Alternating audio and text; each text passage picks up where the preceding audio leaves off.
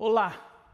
Agora falta muito pouco para que eu e você nos encontremos aqui, nesse espaço de adoração chamado Igreja Batista da Lapa. A nossa reforma está a todo vapor e em poucos dias vamos juntos celebrar este momento glorioso do nosso reencontro. Enquanto isso não acontece, fique conosco, participe das nossas celebrações, oferte, permaneça fiel ao Senhor. E logo, em pouco tempo, vamos estar juntos, adorando ao nosso Deus.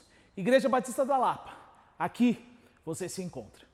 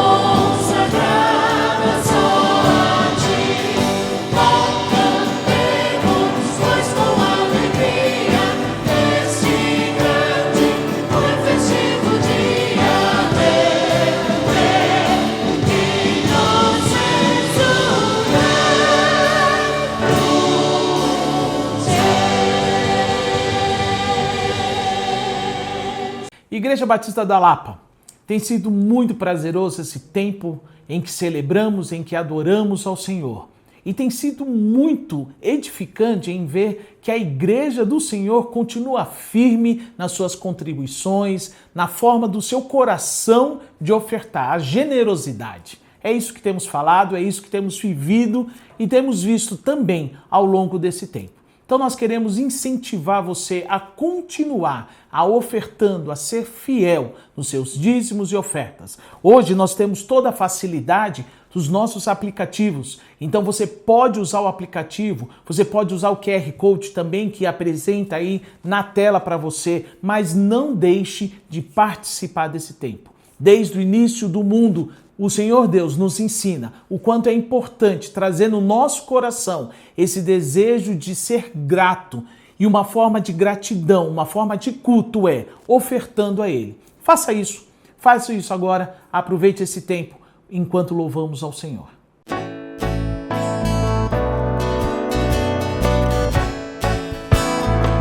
Vamos cantar isso?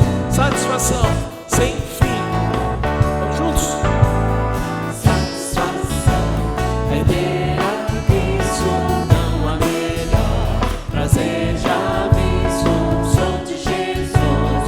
E agora eu sinto satisfação sem fim. Satisfação é nova vida, eu com Jesus. Em alegria, sempre cantando a melodia. Satisfação sem fim. Sem paz, Sem paz real, sem gozo na aflição.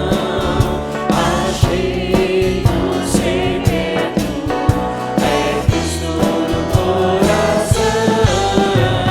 Satisfação é não ter medo, só que Jesus virá vencê-lo.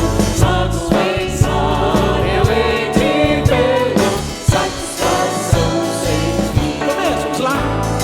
Satisfação é ver a Cristo, não há melhor. Prazer já visto, sou de Jesus. E agora eu sinto satisfação sem fim. Satisfação é nova vida, eu com Jesus. Em alegria, sempre cantando a melodia. Satisfação sem fim. Sem paz, Sem paz real, sem gozo na aflição. Achei o segredo, é Cristo no coração. Satisfação é não ter medo, só que Jesus virá vencê-lo. Logo em glória eu hei de vê-lo. Satisfação sem fim. Satisfação sem fim. Satisfação sem fim.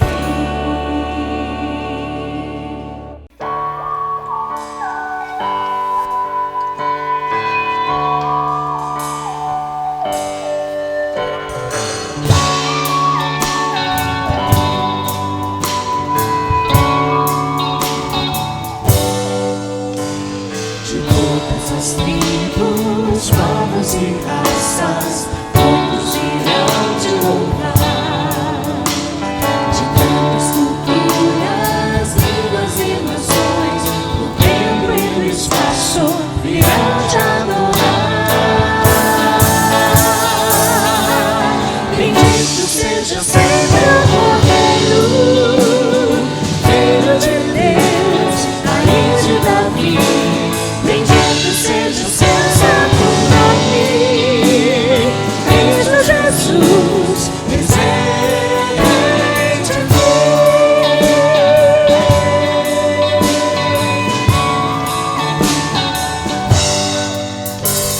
Reunidos comprados, grande multidão, muitos irão te louvar.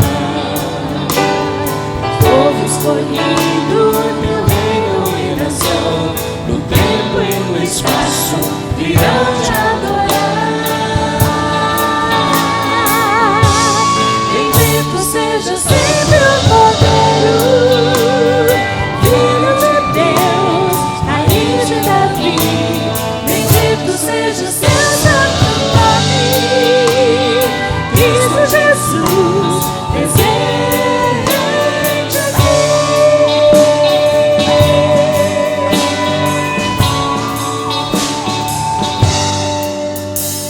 E nós somos carne, tudo dedicar, oferta suave ao Senhor.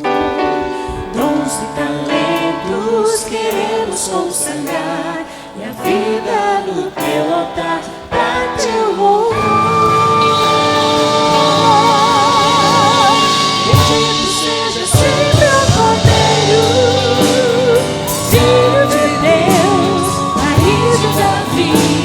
Bendito seja o seu santo nome, Cristo Jesus, presente aqui. Filho de Deus, raiz de Davi. Bendito seja o seu santo nome, Cristo Jesus, presente aqui.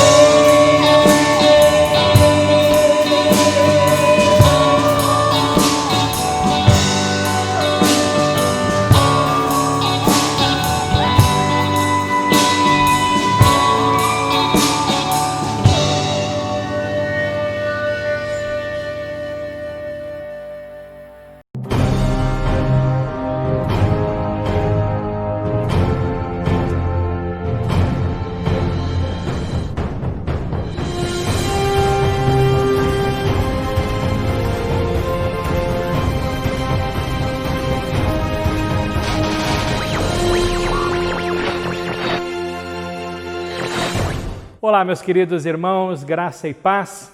Como vocês estão vendo, eu estou num lugar alternativo aqui, né? Nós estamos em reforma, nosso templo está sendo preparado para receber os irmãos e todos quantos o Senhor mandar a partir do momento que retomarmos os cultos presenciais. Por enquanto, trabalhamos com alegria e com firmeza para proporcionar mais segurança e mais conforto e para que possamos ter tempos de comunhão memoráveis. Eu tenho certeza que o Senhor tem reservado para nós um futuro próximo muito especial e nós celebraremos juntos cada momento desse futuro. Eu convido a você a refletir comigo agora numa porção da palavra do Senhor que se encontra no livro de Gênesis 41, de 38 a 46. O tema da nossa meditação, servindo a Deus em tempo integral. Vamos fazer a leitura. Por isso o faraó perguntou aos oficiais: será que encontraremos alguém como este homem?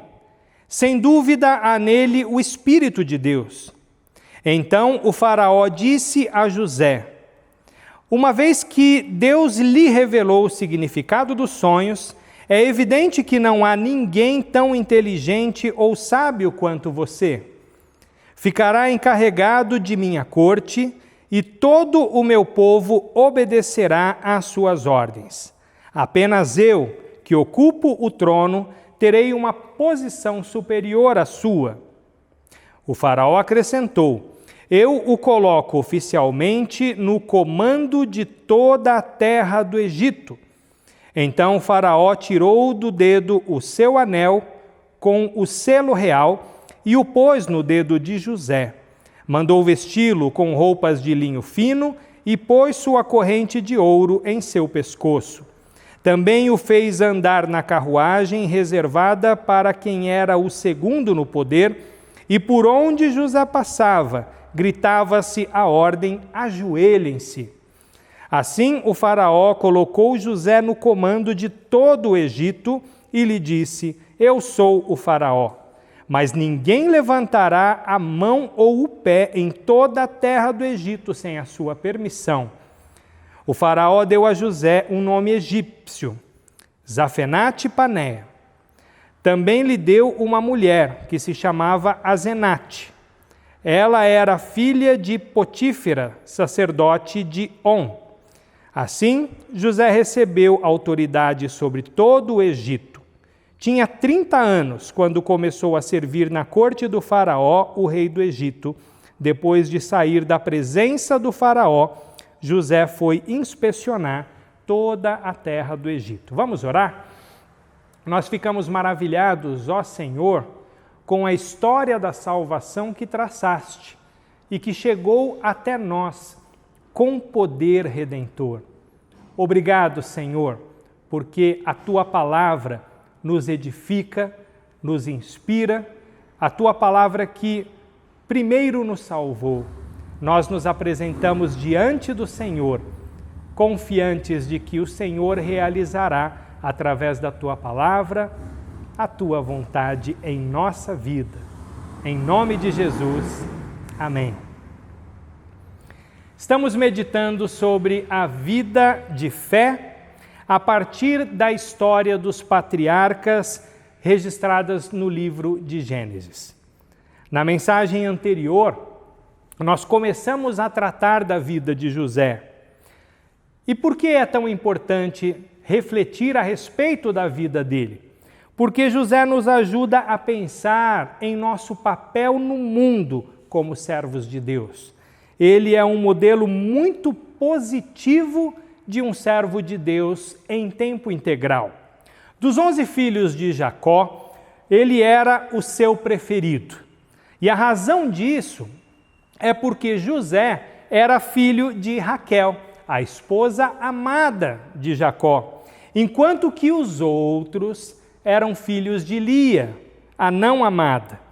E isso lhe rendeu muitos privilégios, como roupas caras e isenção do trabalho pesado.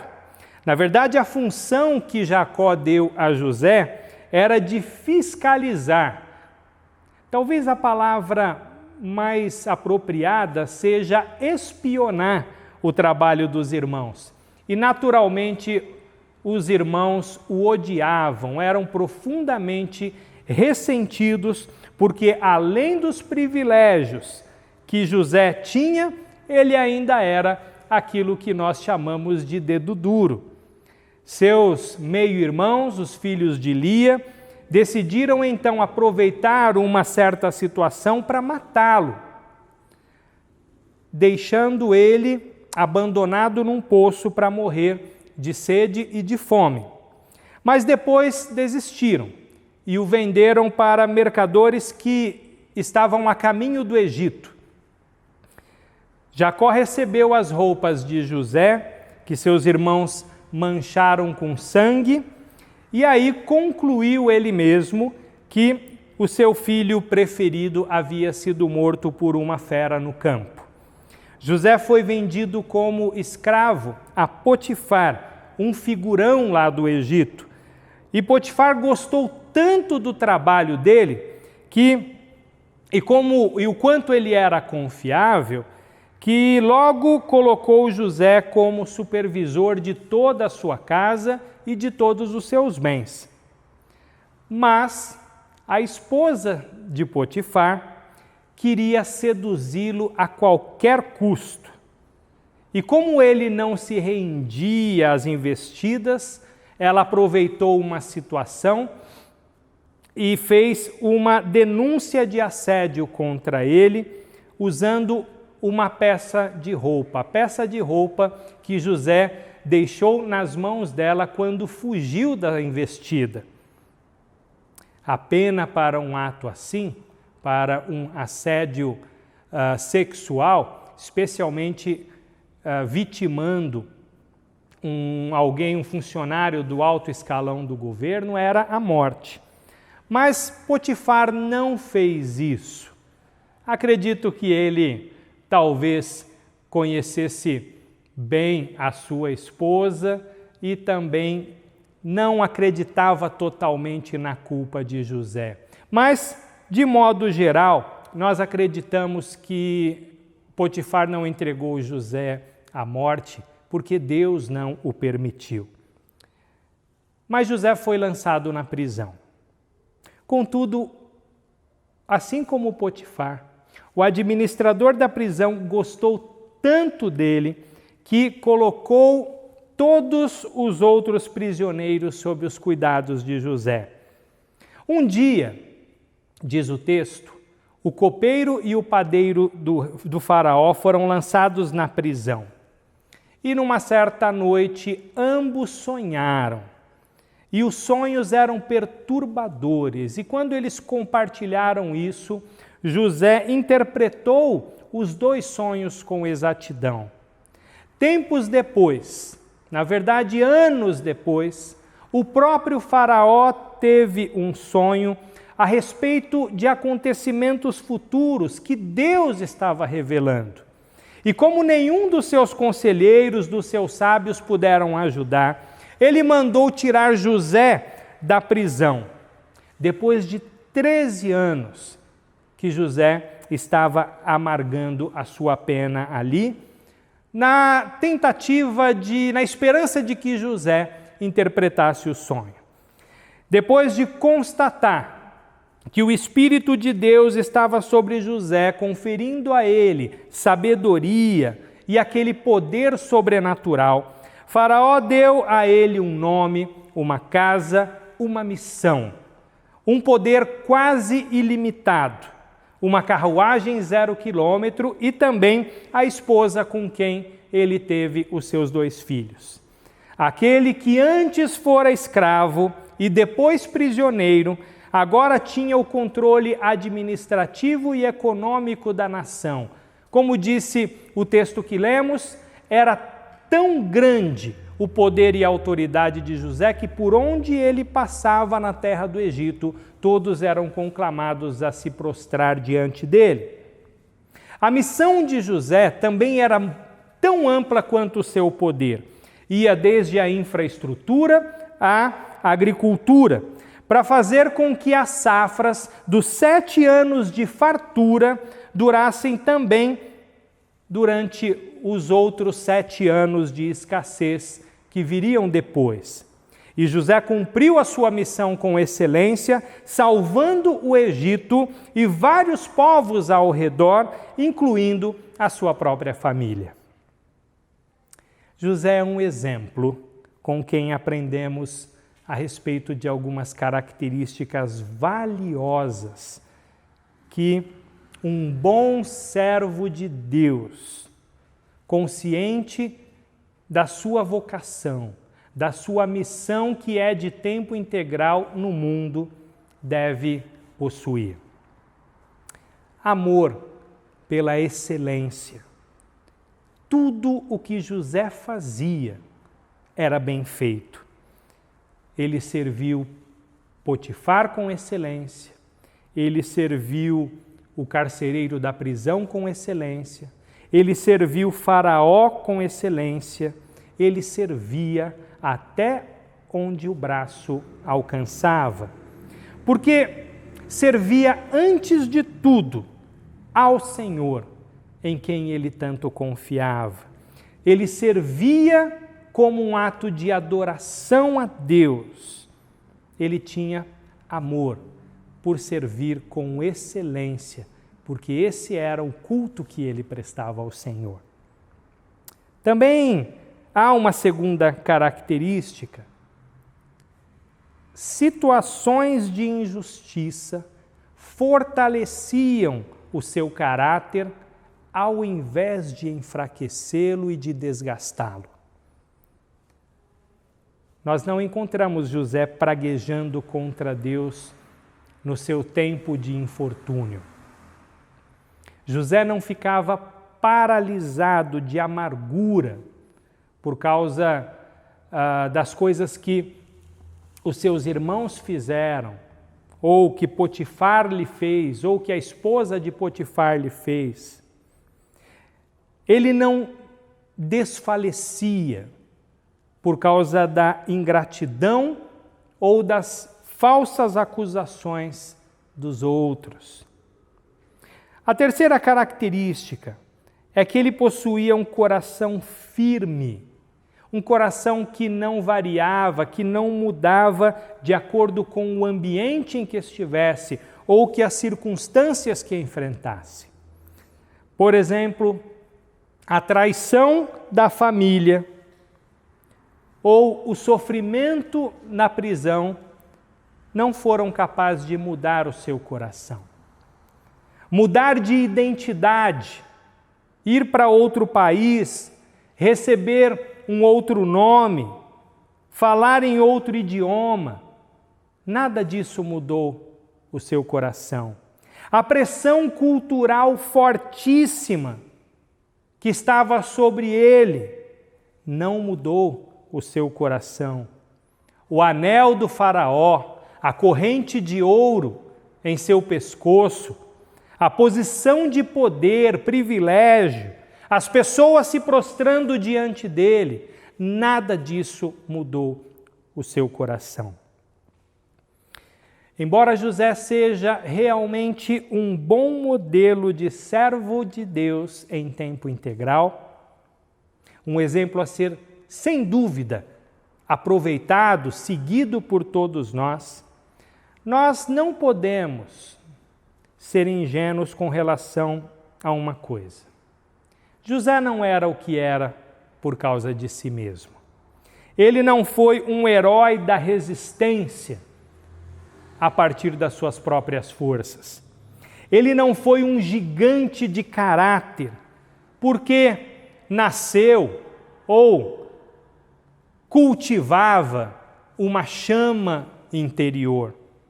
Ele não era cheio de sabedoria, extraída de suas próprias percepções e intuições.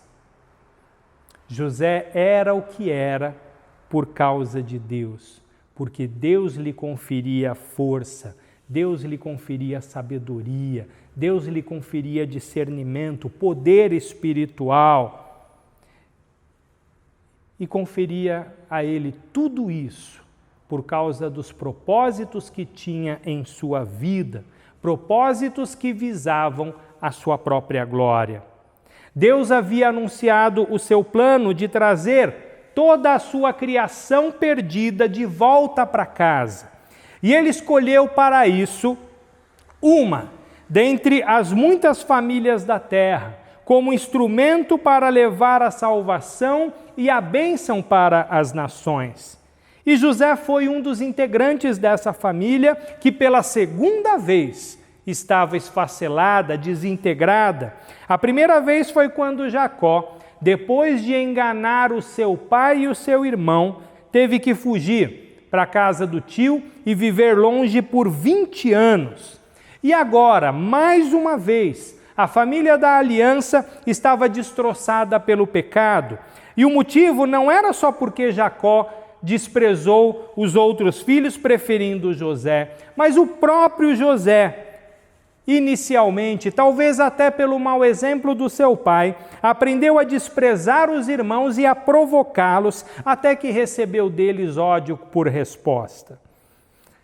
Ainda assim, Deus, que é fiel à sua aliança, novamente agiu para restaurar e preservar aquela família. Ele reergueu o seu servo e os seus servos dos destroços do pecado, renovando com eles o seu pacto de salvação. É sempre a fidelidade de Deus que sustenta o seu povo, é sempre o amor de Deus que livra seu povo de um destino trágico. E mais do que restaurar a vida daquele que antes havia sido um jovem mimado, Deus usou situações duras para aperfeiçoá-lo, para aprimorá-lo. Fez de José um homem capaz, cheio de sabedoria espiritual, um verdadeiro vaso em suas mãos, para servi-lo de tempo integral em sua vida. Deus usou José como um servo de tempo integral e fez dele um sinal daquele que mais tarde viria para ser o genuíno, o verdadeiro, com todas as letras maiúsculas, servo do Senhor por excelência, Jesus Cristo, nosso Senhor. Jacó, ou melhor, José, primeiro sofreu para depois ser exaltado. Assim como o próprio Jesus Cristo foi o servo sofredor e humilhado, antes de receber o nome que é sobre todo o nome, e como nosso Salvador e Senhor de toda a criação, ser vestido eternamente de glória. Ele, Jesus Cristo, foi quem pagou o preço pelos nossos pecados, para que não sejamos servos do pecado que conduz à morte, como disse o apóstolo Paulo, mas servos da justiça que leva à vida. E dessa forma ficou estabelecido, traçado o caminho de Deus para os seus filhos, o caminho do serviço, o caminho do exemplo, o caminho da confiança, o caminho de quem sabe que a sua vida tem dono. O caminho do servo é aquele que passa pelo sofrimento, sempre passa pelo sofrimento, mas também é um caminho que chegará seguro e triunfante na glória. E é por isso que eu convido você a trilhar esse caminho, confessando os seus pecados, confiando sua vida com toda a fé em Jesus Cristo, voltando aos caminhos do Senhor, para viver de maneira confiante e dependente de Deus. Naturalmente, sem usar isso como desculpa para não fazer nada. Siga pelo caminho do servo de tempo integral. Cumpra com excelência o papel que o Senhor entregou a você neste mundo, de ser sal da terra, de ser luz do mundo, de ser um agente do reino de Deus, um sinal visível do reino de Deus no mundo, de fazer discípulos, de proclamar a palavra do Senhor, de buscar a salvação de todos aqueles que estão à sua volta e de cooperar para a salvação de todos aqueles que estão distantes de você. Seja você este servo de tempo integral, como José foi em seu próprio tempo, como Jesus foi e o é, o Senhor servo eternamente. Que Deus te abençoe. Bondoso Deus, sejamos nós servos fiéis do Senhor.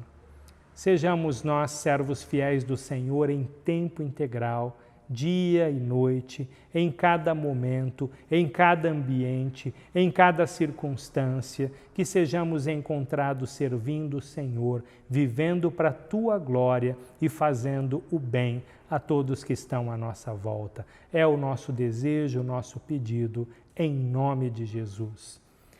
E que a graça do nosso Senhor e Salvador Jesus Cristo, o amor de Deus, o nosso Pai, e a comunhão e encorajamento do Espírito seja sobre a sua vida. Tempo de celebração, de gratidão ao nosso Deus. Eu quero convidar você a se juntar a nós, para que possamos adorar esse Deus, ser gratos por tudo aquilo que temos recebido das mãos dele. Cante conosco. Por tudo que tens feito, por tudo que vais fazer, por tuas promessas e tudo que és, eu quero te agradecer por todo o meu ser. Por tudo que tens feito, por tudo que vais fazer, por tuas promessas e tudo que és, eu quero te agradecer por todo o teu ser. Te agradeço, meu Senhor.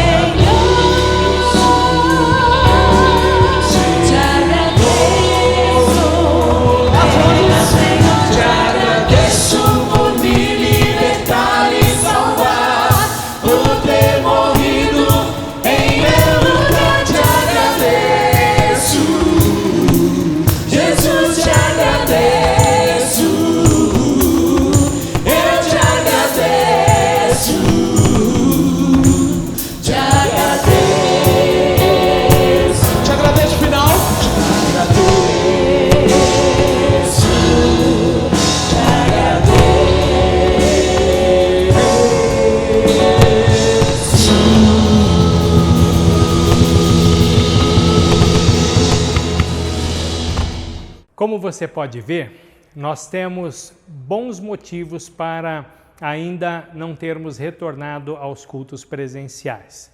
Primeiro, porque estamos aguardando o posicionamento das autoridades do nosso estado e cidade, esperando que São Paulo entre na cor verde, o que é possível que aconteça agora no início do mês de outubro, embora tudo ainda é bastante incerto.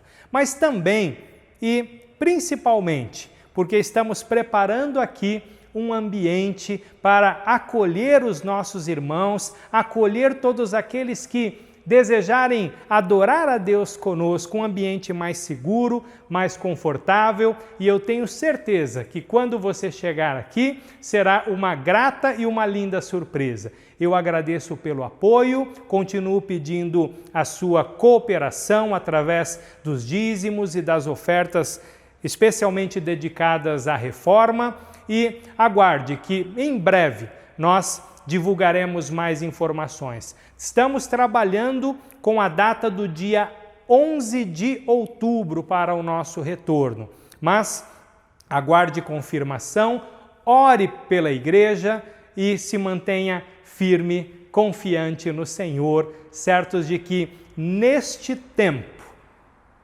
coisas maravilhosas estão acontecendo e ainda estão sendo preparadas para nós vivermos como igreja, como comunidade de fé. Fique firme, se cuide, cuide dos seus. Deus abençoe. Até a próxima.